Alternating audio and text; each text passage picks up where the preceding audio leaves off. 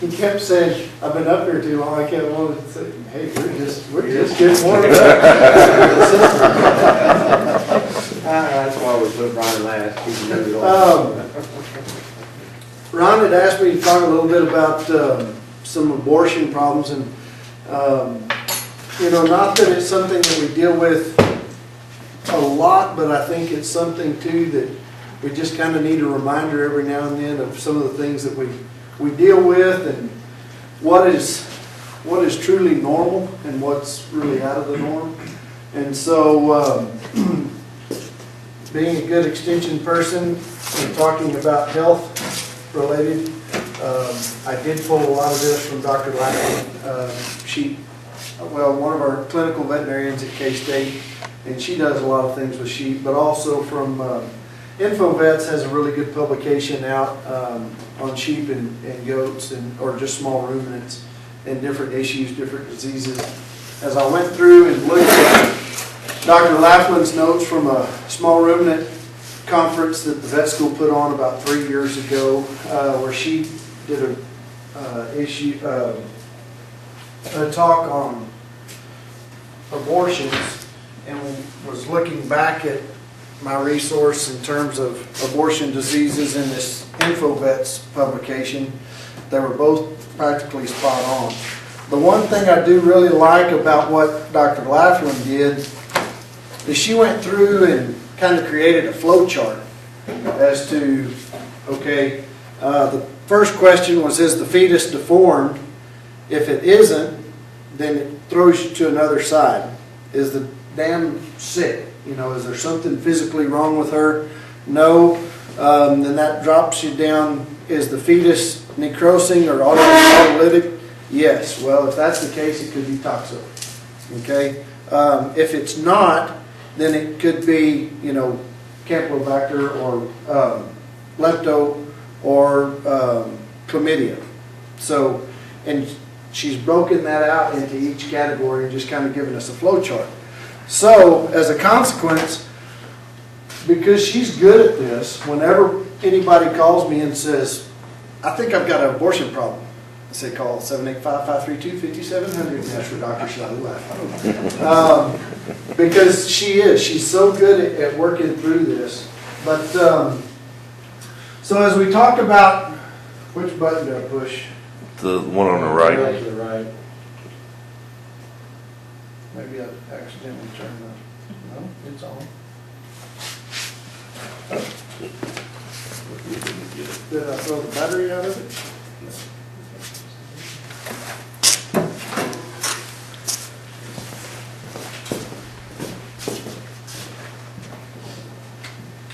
Here, let me put it in this side.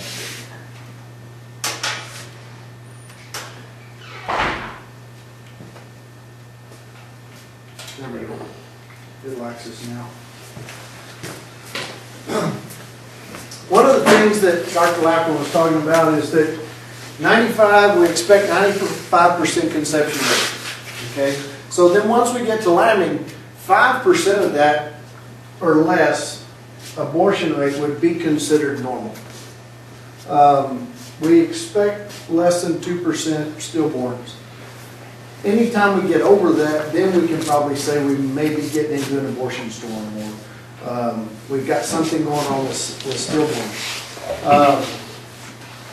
The real frustration, and I talked to her actually shortly before I came down here, we're trying to get some stuff pulled together for a project, but she said, I told her, I said, well, I'm getting to talk about abortions this evening.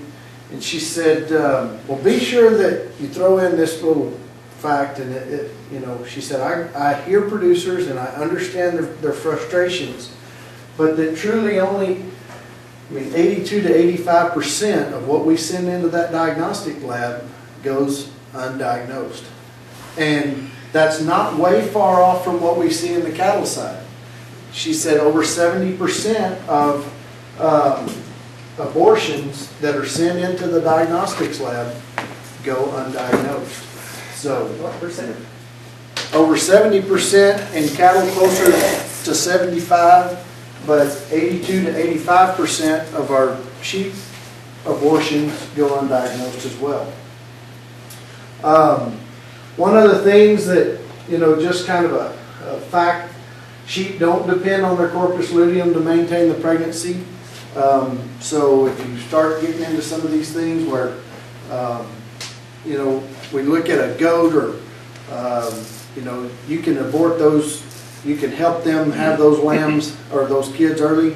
It's hard to induce, sheep just because they're not dependent upon a CL, and so it's hard to get them thinking about having a lamb when they're not really thinking about it. So that progesterone is produced by the fetus then after that 50 days? And actually by the placenta. By the placenta in 50 days?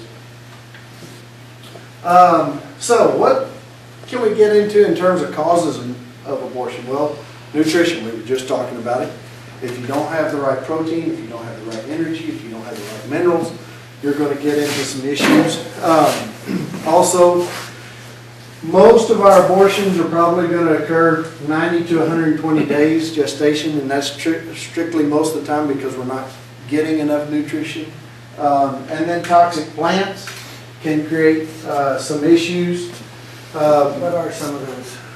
Well, I don't know many of them in the state of Kansas. I know that the broom snakeweed in New Mexico, we had a lot of problems with. Do we have that in Southwest Kansas? Well, we've got the same type of environment, so I don't see any reason why we wouldn't.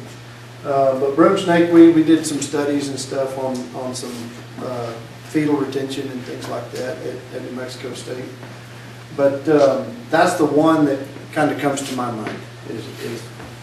But as we look at parasites, if they're heavy burden and parasites, then it kind of goes back to nutrition. You're going to get into abortion. That can occur really at any time. We don't know a lot I think a lot of times when we start talking about reabsorbed fetuses early on in gestation, we lose track of that. We don't know why. But then we start getting into bacteria or viruses, and that's going to be dependent upon the disease. When we start talking about chlamydia, it's one of the more common ones. It can be, infection can occur several different ways.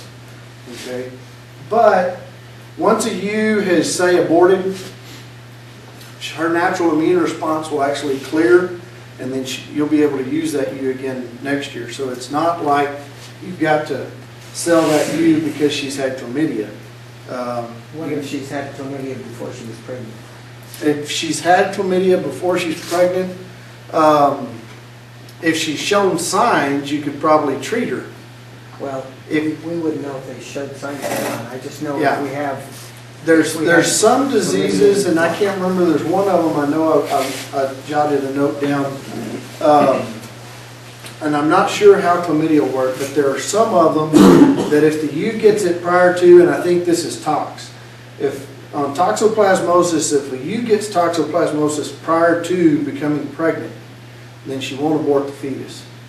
But if she is contaminated after she's bred, then she's more likely to abort the fetus.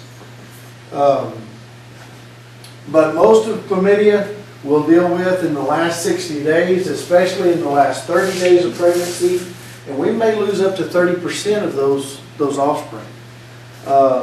Now, as they start to build up somewhat of an immunity to it, you're going to see those numbers go down in the following years. And Bob, I'm not going to use the laser pointer. I'm just going to point.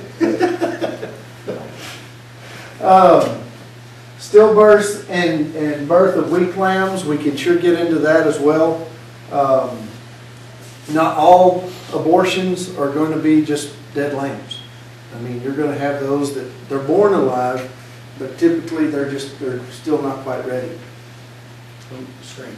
Now, is chlamydia a virus or Bacteria. And that's why most of these, if we catch them early enough, we can treat them with oxytetracycline and be okay. And so, if you get into chlamydia, you're going to see a necrotic placenta.